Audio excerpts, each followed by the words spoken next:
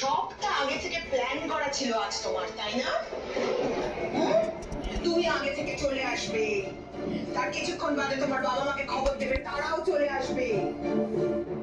আগে থেকে আজ সব প্ল্যান করে রেখেছিলে, যাতে তারা এসে এমন একটা ড্রামা করে যাতে আমাদের সব পাঞ্চার হয়ে যায়। এই কথা বারবার কেন বলে যাচ্ছ তোমরা? বারবার বলছো